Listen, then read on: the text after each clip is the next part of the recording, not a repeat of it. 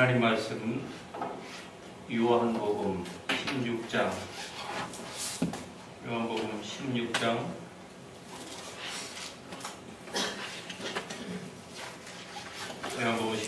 7절에서부터 11절에 있는 말씀, 우리가 2주 전부터 이 말씀을 보는데 성령께서 행하신 일 세 번째에 관련된 부분을 오늘 같이 말씀을 나누도록 하겠습니다. 요한복음 16장 7절부터 11절 같이 읽습니다. 그러나 내가 너희에게 실상을 말하노니 내가 떠나가는 것이 너희에게 유익이라. 내가 떠나가지 아니하면 보내사가 너희에게로 오시지 아니할 것이요 가면 내가 그를 너희에게로 보내리니 그가 와서 죄에 대하여 의에 대하여 심판에 대하여 세상을 책망하시리라. 죄에 대하여라 하면 그들이 나를 믿지 아니하며 의에 대하여라 하면 내가 아버지께로 가니 너희가 다시 나를 보지 못하며 심판에 대하여라 하면 이 세상 임금이 심판을 받았음이니라. 아멘. 우리가 계속적으로 성령께서 행하신 일들에 대해서 살펴보고 있는데 오늘은 그 마지막 세 번째로 심판에 대하여 세상을 책망, 즉 깨닫게 하시는 성령의 은혜에 대해서 같이 말씀을 나누어 보기를 원합니다. 죄에 대하여, 의에 대하여, 심판에 대하여 세상을 책망, 깨닫게 하시는 성령께서 하시는 일들을 우리가 바로 알 때에 더욱더 우리가 하나님의 은혜를 사모할 뿐만이 아니라 그리고 확신 가운데 무엇보다도 거할 수가 있을 것입니다. 성령께서 이 땅에 오셔서 오늘 교회를 다스리시고 교회에게 은혜를 주시고 우리를 성도다웠게 인도하신다고 하는 그 사실이 어떠한 그 성경의 말씀에 기초한 것인가 하는 것을 우리가 바로 아는 것은 바로 우리가 때로 어려움을 당하여서 인생이 하나님이 없는 것처럼 느낄 때가 있는 그 순간에 하나님의 말씀에 바른 교리와 그리고 바른 확신 가운데 거하게 되면 마귀가 아무리 여러분을 흔들고 그리고 세상이 여러분을 아무리 속이려고 한다고 할지라도 그때에 굳건히 설 수 있게 되는 것입니다. 하나님의 말씀에 굳건히 서 있지 못하니까 어려움이 닥칠 때에 편안할 때에는 사람들이 괜찮아요. 하나님 없이도 얼마든지 살 수 있는 것 같은 그러한 상태로 인생을 살아가죠. 에브리바디가 그렇게 살아가는 거 아닙니까? 하나님 없이도. 그래서 돈 있는 사람은 돈으로 무엇인가가 다 되는 것 같고 건강한 사람은 자기가 아무것도 없어도 건강 하나만 있으면 건강한 이 신체로 말미암아서 모든 것들을 다 할 수 있을 것이다. 그렇게 사람이 자만하게 되는 것이죠. 내가 구태여 교만하다 자만하다 해서 목이 뻣뻣해갖고 뒤로 넘어가는 그러한 제스처를 취하지 않는다 할지라도 하나님을 우리가 매 순간 의지하지 않는다고 하면은 그 사람 속에는 자기 자신도 모르는 간접적인 자만함, 교만함이 지금 자기 자신의 그 삶을 유지시켜 가고 있는 것입니다. 이런 삶은 언젠가는 이 위험에 닥치게 될 터인데 그때의 그 어려움에 닥치는 순간에 어떻게 합니까?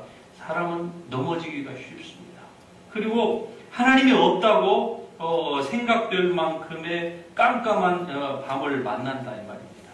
그때 우리에게 필요한 것이 바로 평소에 하나님의 말씀에 이 근거해서 바른 확신한 일들 위에 거하는 이러한 삶을 여러분이 살아갈 때에 어려움을 만나면은 그때의 흔들림이 없이 바로 하나님을 바라보면서 나아갈 수가 있는 것입니다. 그 비결 중에 하나가 바로 성령께서 이 땅에 오신 일이 무엇인지 무엇을 의미하는지를 하나님의 말씀에 근거해서 우리가 바로 깨닫는 것이 중요합니다. 바로 성령은 예수 그리스도께서 가심으로 이 땅에 오신 삼위일체 하나님 중에 제3위에 속하는 전능하신 하나님이십니다. 성령이 행하시는 일은 자기 자신의 일은 전혀 나타내시는 법이 없으십니다. 구약에서는 성령을 하나님의 신이다라고 그 정도로 표현을 했어요. 간혹 시편 기자가 주의 성신으로 말미암아라고 하는 그러한 표현을 한 적이 있지만, 그러나 성령에 관련된 개념 자체가 그렇게 성도들에게 아직 하나님의 말씀의 전부가 드러나기 전에 성령이 하시는 일들에 대하여서 오늘 우리가 깨달은 것처럼 그렇게 깨닫지를 못하고 구약의 성도들이 살았습니다. 그래서 구약 시대에는 온 지구 전체의 민족 가운데에 단 한 민족, 즉 히브리인들, 유대인들을 제외하고서는 하나님의 이 언약과 그리고 구속 사역에 대해서, 그리고 무엇보다도 하나님의 성령으로 말미암는 그 보호하심에 대하여서 깨달은 민족이 없었습니다. 그렇다고 하면은 유대인들은 그러면 그것을 모두 다 깨달았느냐? 사실은 그것도 아니에요. 유대인들도 그들의 구약의 역사 가운데서 볼 때에 유대인들 가운데에서도 이러한 하나님의 성령의 역사와, 그리고 마귀가 사람들을 어떻게 속이고 사람들을 어떻게 죄 가운데로 유혹해서 넘어뜨리고, 그리고 어둠 가운데에서 행하게 하려고 하는 그러한 일들을 깨닫고 대처하고, 그리고 방향을 제시한 사람은 세상의 온 민족 가운데 유대민족이 유일했지만 그 유대민족 가운데서도 그러한 것을 깨닫고 진리의 빛을 사람들에게 가르치고, 그리고 그 길로 행할 수 있도록 한 사람들은 그 중에서도 극소수에 불과했습니다. 예를 들면은 다윗과 같은 사람이 바로 그런 사람이었죠.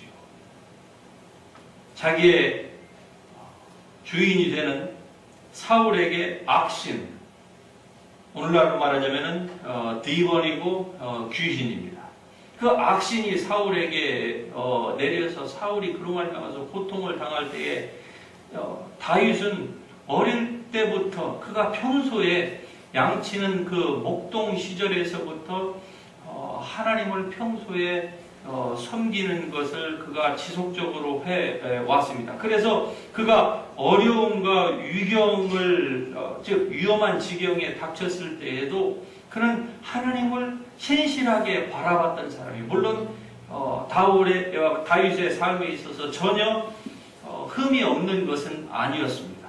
그도 이성 문제 때문에 넘어졌고, 그리고 욕심 문제 때문에 사람을 간접 살인까지 하는 이러한 죄를 범한 적도 있습니다만은, 그러나 몇 가지를 제외하고서는 다윗의 전체의 홀 라이프를 보게 되면 다윗은 늘 이런 확신 가운데에서 사는 사람이었습니다.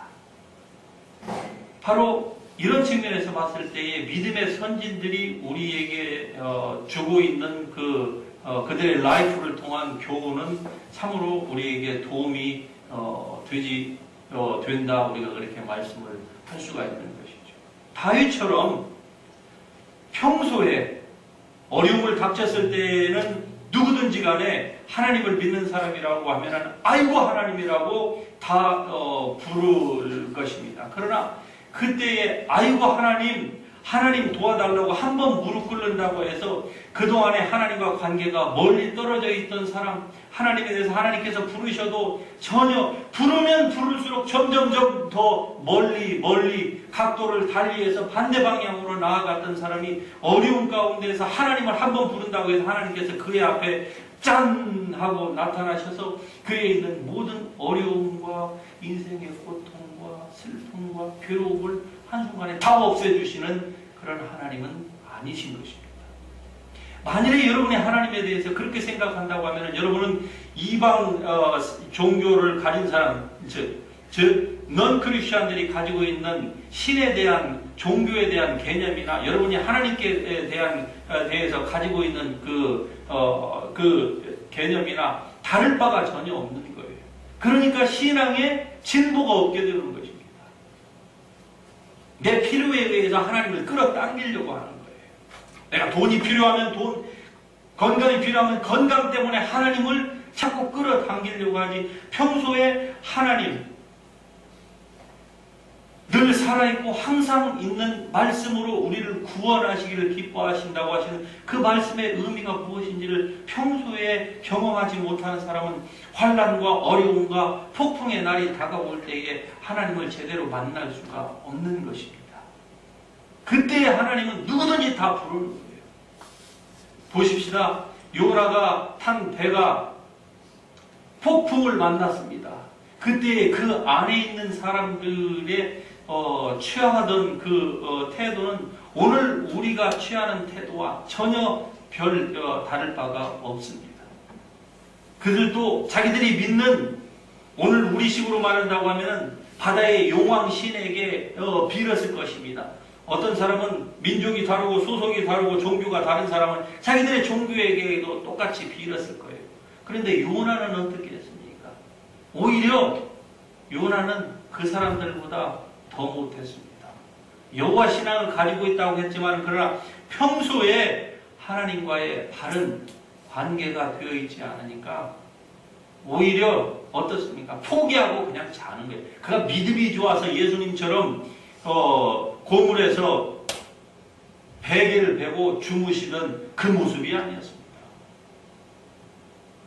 오늘 우리도 마찬가지일 수가 있어요. 그래서 평소에 하나님과 동행하는 이러한 여러분의 신앙을 견고하게 가지시기를 주님의 이름으로 축복합니다. 아멘. 평소에 해야만 해요. 운동도 평소에 해야 되고 자기의 모든 라이프 관리도 평소에 해야 하듯이 우리의 신앙도 평소에 잘 주님과의 1대1 관계로 가져야만 합니다. 그래서 예배 드릴 때는 주님 앞으로 이렇게 나와서 늘 예배 드리는 것을 기뻐하고, 여러분 우리가 한번 생각해 보십시다. 중요한 모임이 있다. 그 미팅을 앞두고는 여러분은 어떻게 하십니까? 내가 그 미팅을 가도 그만 안 가도 그만, 그럴 때에는 어떻게 합니까? 예를 들어서 정시에 약속을 했다. 그러면은 조금 일찍 가면은 손해보는 것 같고 내가 좀 꿀리는 것 같은 그런 생각이 들죠. 그래서 딱 제 시간에 가든지 아니면은 못 가지. 몇 분 늦으면 어때? 네. 이렇게 생각하게 되는 것이죠. 그런데 만약에 그 미팅이 여러분의 삶에 중대한 영향을 미치고 미칠 수 있는 그러한 미팅이라 생각한다고 하면 여러분은 어떻게 하시겠습니까? 아마 저부터도 중요하면 할수록 어떻게 합니까? 옷도 그냥 대충 그냥 캐주얼하고, 요즘 날씨가 얼마나 더워요. 사람들이 다 슬리퍼를 신고 반바지 편안하게 입고 저게 옷을 입었는지 걸쳤는지 둘렀는지 도대체 분간이 되지 않을 정도 그런 복장으로 그 자리에 나아갈 리가 만무합니다.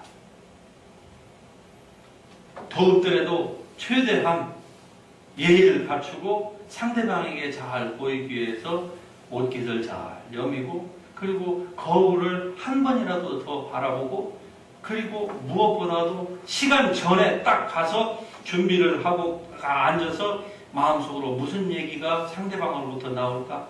그러면 나는 또 무슨 얘기를 어떻게 할 것인가? 내 플랜에 대해서 물어본다고 하면 나는 어떻게 대답을 할 것인가? 라고 사람들이 준비를 하게 될 것이죠. 예배를 대하는 우리의 태도도 그렇습니다. 물론 우리가 신앙인으로서 예배를 한두 번 드려본 것은 아니에요. 주일날도 드렸죠. 수일도 드렸죠. 목요일도 드리죠. 또 시간이 지나면 주일 또 다가오게 되죠. 그런데 사람이 종교적인 매너리즘에 빠진다고 하는 것이 무엇인지를 여러분 한번 스스로 생각해 보세요. 예배에 올 때 아무런 감동이 없이 기대감이 없이 오는 겁니다. 무슨 얘기입니까? 이 미팅이 여러분의 삶에 별로 중요하지 않다는 거예요. 아직 그쵸. 믿어도 상관없고 뭐 이해해 주겠지 뭐. 전화 한 통화했고 미안합니다. 나 좀 어떻게 하다 보니까 조금 늦었습니다. 이런 우리의 삶의 태도를 괜찮겠지요. 한 번, 두 번은 그럴 수도 있겠지요. 그러나 이러한 그 삶의 헤빗이 습관화가 돼가지고 그 스타일이 습관화가 돼서 늘 그런 식으로 예배에 임한다고 하면은 여러분 어떻게 하시겠습니까?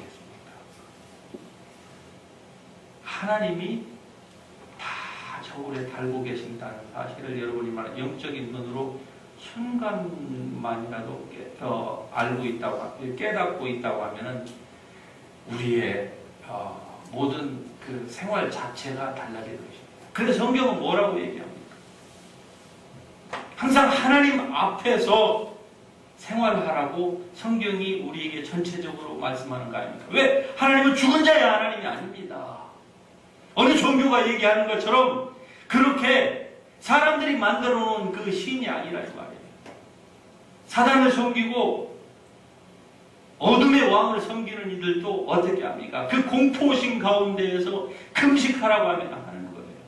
제가 한 가지 놀란 것이 제 아들 에녹이가 이제는 하이스쿨을 졸업했습니다마는 그 고등학교 때, 중고등학교 때 학교 그 사커팀에서 선수를 했는데 그 에녹이 나이 그 또래에서 한 아이가 있었습니다. 이름이 제키라고 하는 아이인데 그 아이가 제법 잘 찼어요. 그 팀에서 걔가 항상 라이트나 레프트 윙 정도 하고 항상 그 전방에서 하던 아이인데 한 번은 그 아이가 공을 차는데 보니까 얘가 힘이 없어요. 그래서 잠깐 쉬는 시간에 에녹이한테 물어봤습니다. 야, 오늘은 왜 이렇게 제키가 항상 에너제틱하게 막 저렇게 하더니 오늘은 너하고 이렇게 그 콤비가 좀 제가 한 템포가 좀 늦는 것 같다 그랬습니다. 하면서 쟤 혹시 아픈 거 아니냐 그랬더니 우리 아들이 저에게 충격적인 얘기를 했습니다. 제키가 지금 라마단 기간이라 제가 밥을 안 먹고 지금 금식 중에 있답니다. 여러분 라마단이 무엇인지 이슬람 종교가 무엇인지 다 아시지요.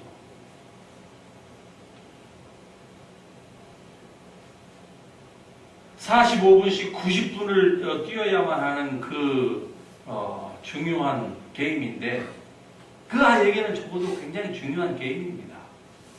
그런데 라마단 기간이라 밥도 안 먹고 하루 종일 금식하는 데에도 불구하고 아침 새벽부터 나와서 그 공을 차고 있다는 거죠.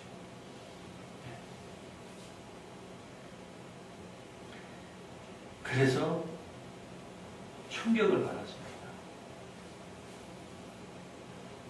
거짓 신이고 어둠의 신이고 사람들을 올가매서 두려움과 공포심으로 말미암아서 그들의 신을 섬기지 않으면 그들에게 저주가 임한다고 하는 이러한 가운데에서 섬기는 그들의 그 가짜 신을 섬기는 저 종교인도 그것도 학생이 어른이라고 하면은 내가 어느 정도 이해도 좀 하겠습니다만은 고등학교 이제 1학년, 2학년짜리가 밥을 굶어가면서까지도 지가 하고 싶은 축구를 가서 하는데 세상에 그렇게 하는 그 모습을 보면서 과연 나는 무엇이냐? 내가 살아계신 하나님을 섬긴다고 하는데 나는 과연 저 아이만큼 나는 할 수 있느냐 생각하니까 제 얼굴이 뜨뜻미지근하더라고요. 얼굴이 확 불그렇게 달아오르는 것을 느껴본 적이 있습니다. 성령께서 하시는 마지막 세 번째 일은 뭡니까? 바로 심판에 대하여 세상을 책망, 판단하시는 것입니다. 요한복음 12장에 보면은 31절에 이렇게 말씀하십니다. 이제 이 세상의 임금이 이르렀으니 이 세상 임금이 쫓겨나리라. 이 세상에 심판이 이르렀으니 이 세상의 임금이 쫓겨나리라. 내가 땅에서 들리는 모든 사람을 내게로 이끌게노라 하시니, 이렇게 말씀하시면 자기가 어떠한 죽음으로 죽을 것을 보이심이로라 라고 말씀합니다. 무슨 말씀입니까? 정사와 권세를 밝히 벗어버려 공중의 구경거리를 삼으신, 즉 예수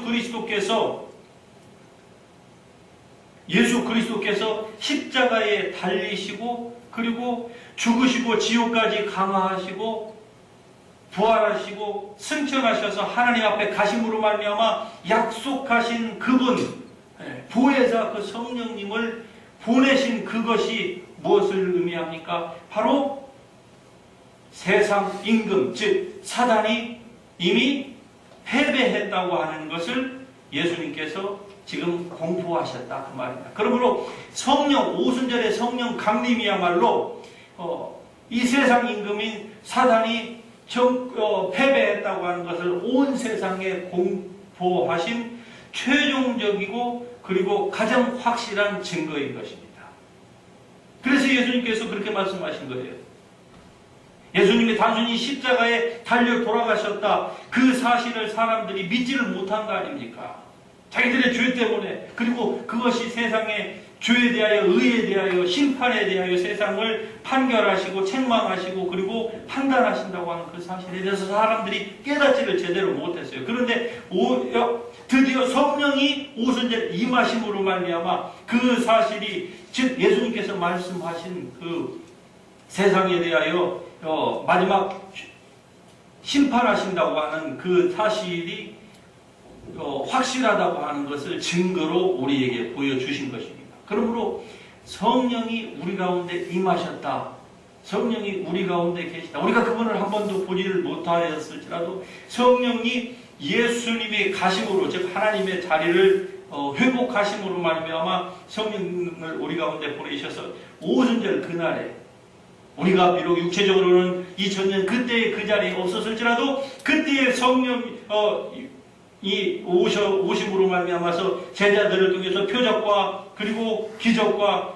여러 가지 기사가 일어나고, 그로 말미암아서 하나님이 사람들을 얼마나 사랑하시는지, 예수님은 육체적으로는 가셨지만 그러나 예수님께서 이 땅에 계시지 않음에도 불구하고 예수님이 행하셨던 그 일들, 아니 그 일을 뛰어넘는 일들까지도 일어나고 있다고 하는 그 사실이 바로 예수님께서 바로 이 세상 임금이 심판을 받았다고 하는 것을 증거해 준다 그 말입니다.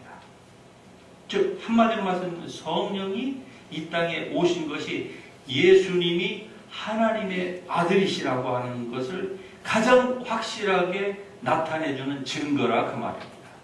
그러므로 세상이 더 이상 하나님께 대하여 예수 그리스도가 하나님이셨다고 하는 그 사실을 의심할 수 있는 핑계거리가 세상에 전혀 없는 것입니다. 예수님이 육체로 계실 때 그것을 누누이 하셨지만 그러나 사람들은 어땠습니까? 저가 요셉의 아들, 즉 목수 요셉의 아들이 아니냐, 그의 어머니는 마리아이고 그리고 그의 이복 형제들을 우리가 아는데 어찌하여 나사렛에서 무슨 선한 것이 날 수 있느냐 하고 사람들이 믿는 사람도 있었습니다만, 그러나 많은 사람들은 결국 믿지 않고 예수 그리스도를 죽인 거 아닙니까? 죄목이 무엇이었습니까? 바로 같이 한번 해볼까요? 신성모독. 신성모독이었어요. 예수님을 죽인 그 죄목이, 예수님이 돌아가시는 그 죄목이 신성모독이 하나님을 자기 아버지라고 해서 하나님과 자기 자신을 동등하게 여긴 그로 말미암아서 죽였습니다. 구약에 보면은 안식일을 범한 사람이 첫 케이스가 나왔습니다. 그때 사람들이 그 안식일을 범한 사람을 모세에게 끌고 왔어요. 이미 모세로 말하자면 신의 산에서 모세는 이미 하나님께로부터 이 계명을 받았습니다. 그럼에도 불구하고 지금껏 안식일을 범한 사람을 어떻게 처리해야 될지에 대해서는 이전에 판결 케이스가 없었습니다. 그래서 모세도 잠시 그 사람을 진 밖에 두라. 내가 여호와께 물을 것이니 그때까지 그를 붙잡아 두라고 했습니다. 그리고 하나님께 묻자 하나님이 뭐라고 말씀하셨습니까? 안식일을 범한 자는 죽여라 그랬습니다. 모세와 아론과 그 아들들이 먼저 그 머리에 안수하고, 그리고 그가 안식일을 범한, 오늘날로 말하면 주일을 범한 그것을 고발한 사람, 그들이 증인이 되어서 그들 앞에 세우고, 그리고 온 백성이 돌을 들어갖고 그 사람을 돌로 쳐서 죽이라고 했습니다. 하물며 안식일을 범한 사람도 그렇게 돌로 쳐서 죽이는 것이 율법이었는데, 하나님을 자기 아버지가 너희 아버지 내 아버지라고 그랬어요. 예수님이. 그러자 저 신성모독이다, 블레스피미 그랬어요. 네. 그래서 죽인 거 아닙니까? 즉 예수님이 하신 말씀을 믿지를 못했던 거예요. 그가 메시아라고 하는 거. 그 이전에도 메시아라고 하는 사람이 이스라엘에 한두 명 나왔겠습니까? 그래서 못 믿은 거예요. 자, 오늘 우리 가운데에, 우리나라에만 봐도 자칭 메시아라고 하는 사람이 우리나라에 몇 명 있는 줄 아십니까? 몇 명 있는 줄 아세요?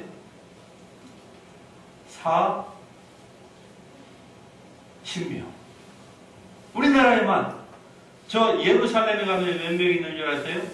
1, 100, 00. 몇 명?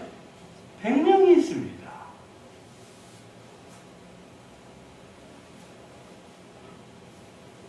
그런데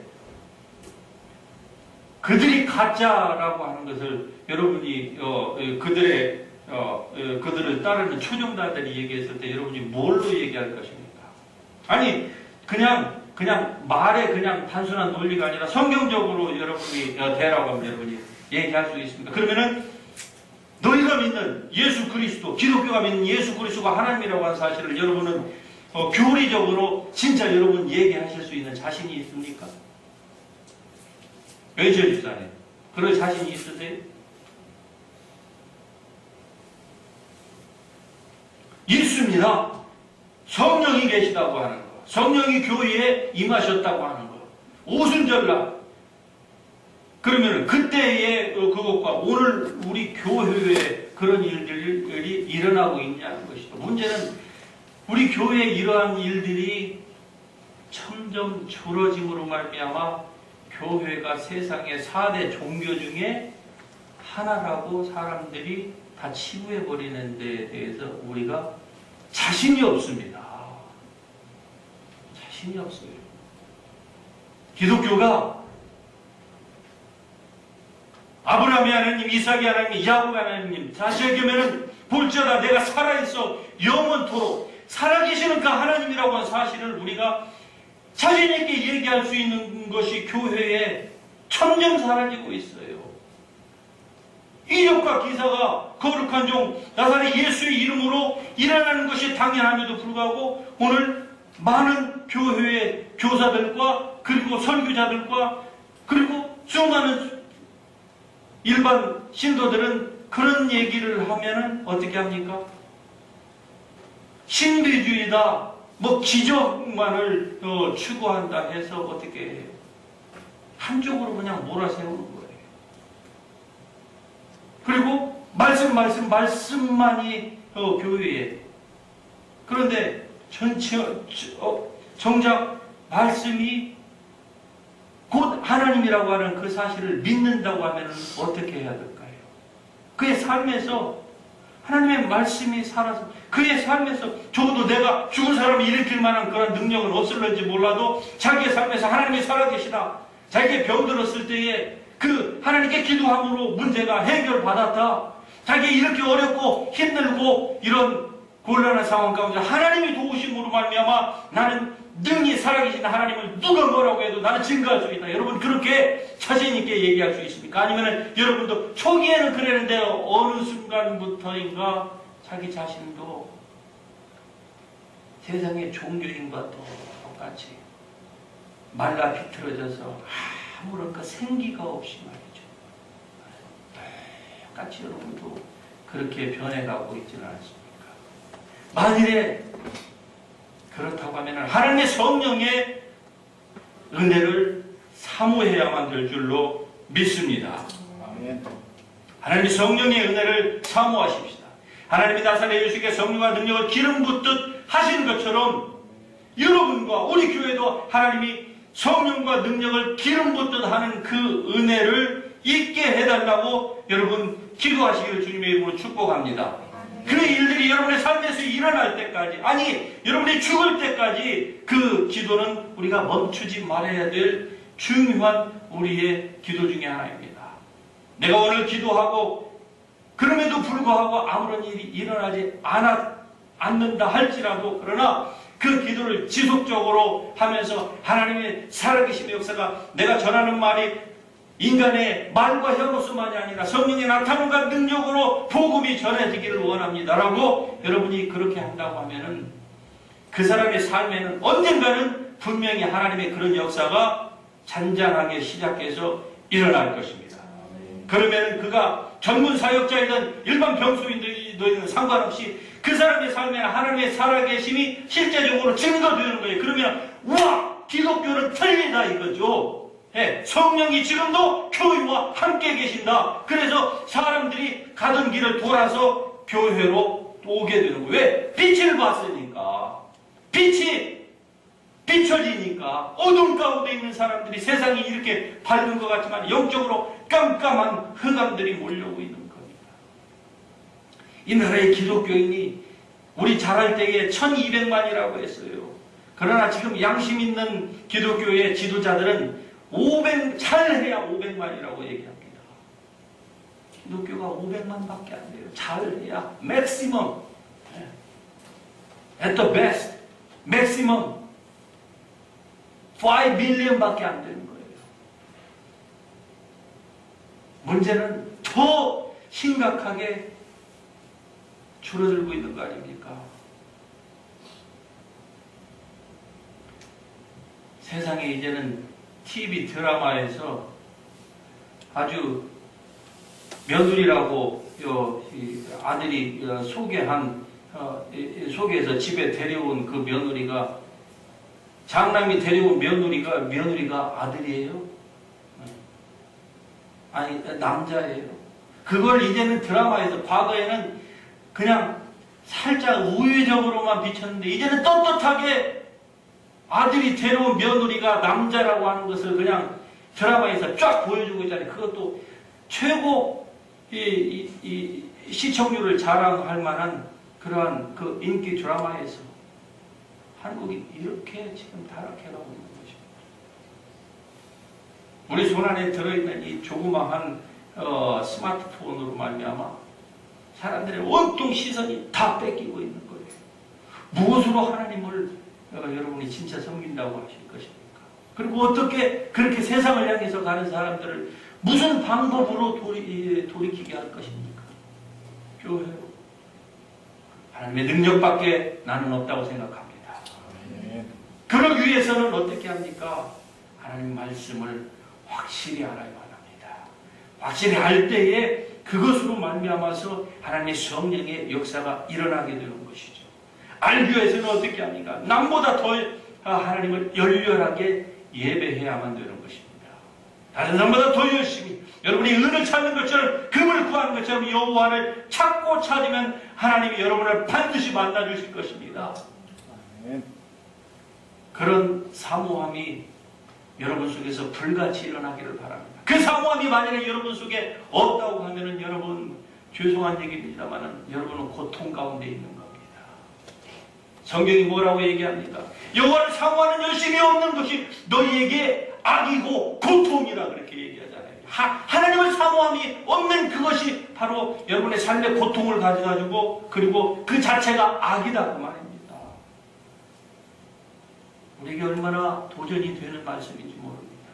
여호와를 사모함이 여러분 속에 얼마나 있는지 이 시간에 우리가 이 말씀 붙들고 기도하면서 한번 여러분 스스로를 생각해 보시길 바랍니다.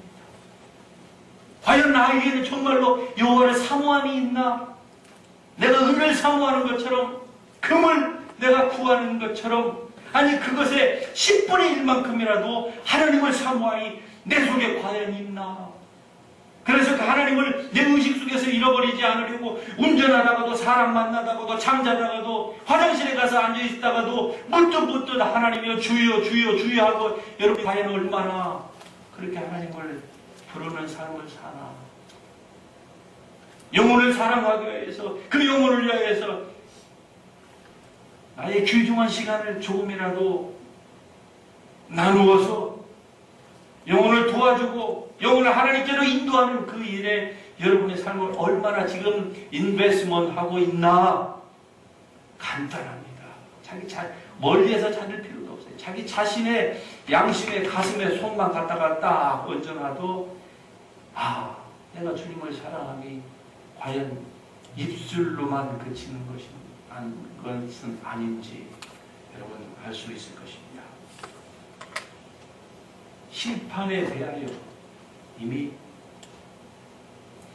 이 세상 임금이 예수 그리스도께서 십자가에 돌아가시고 그리고 올라가심으로 성령을 보내신 그 결과로 말미암아 입증이 됐습니다. 이 세상 임금이 이미 심판을 받았습니다. 그렇다고 하면 이 세상에 마귀가 없다는 얘기입니까? 우리는 아무 일 하지 않아도 이제 그냥 속진 사람들이 우스갯소리로 하는 것처럼 천국은 따놓은 당상이란 말입니까?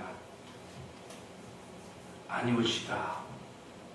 여전히 사단은 이 세상에서 활동하고 있습니다. 지난 4일 동안 여러분은 그 사단이 여러분을 속이는지도 모르게 도대체 몇 번 속았는지 몇십 번 속았는지 모르게 사단에게 휘둘림 당하고 있는 거예요. 사단이 아직 이 세상에서 끝난 것이 아닙니다. 언약적으로는 사단이 패배를 하고 그들의 모든 것이 드러났습니다. 그래서 유대인밖에 모르는 그 영적인 진리를 이제는 온 세상이 여호와를 아는 그 지식이 온 세상에 바닷물처럼 지금 넘치고 있는 이 시대에 살고 있습니다. 그러나 문제는 바닷물이 넘친다고 해서 여러분이 그 바닷물, 그 홍수 가운데에서 마실 물이 있느냐 이 말이죠. 여러분 속에 하나님을 사모하는 열정이 다시 한번 회복될 수 있기를 주님의 이름으로 축복합니다.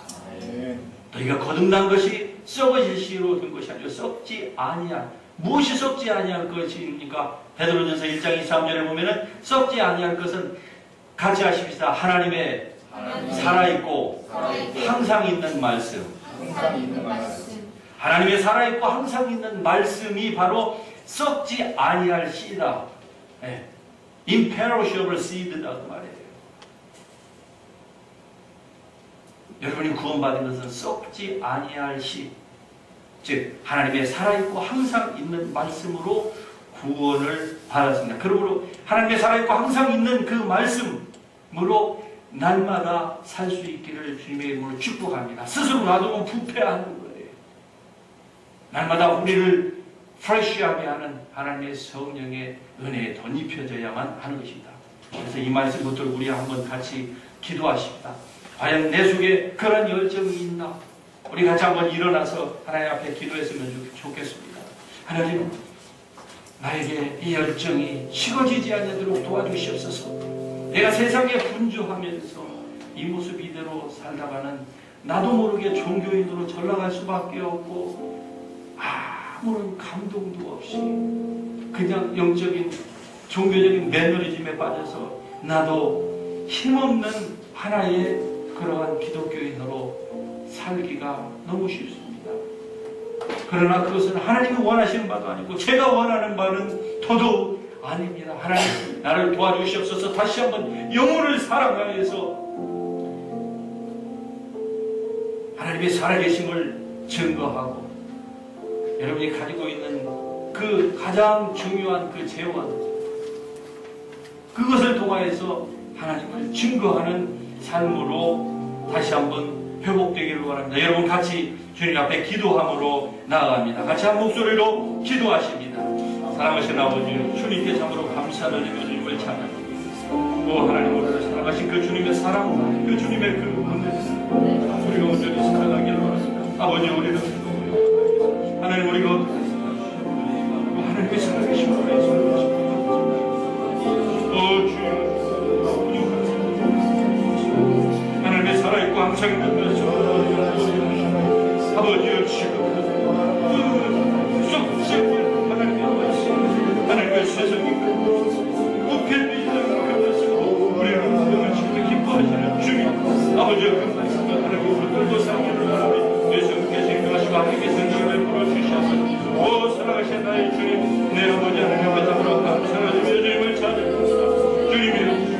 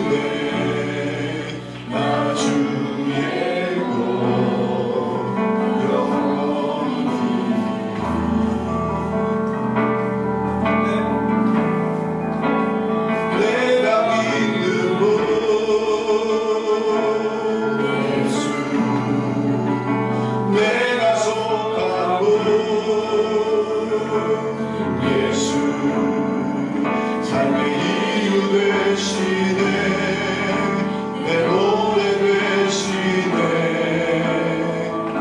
전심으로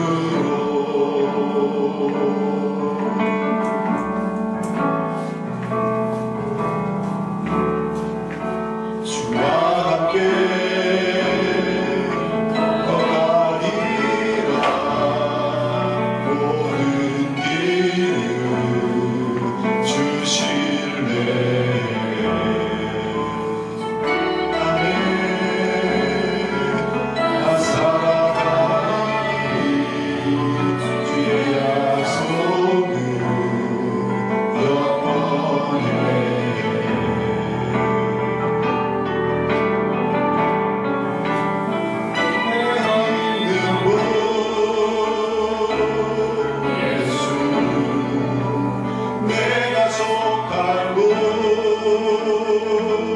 예수 사랑의 이유 되시네 내 노래 되시네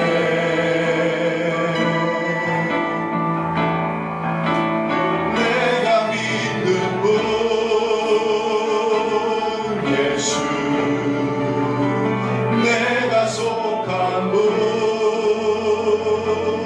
예수 사랑의 이유 되시네 내 노래 되시네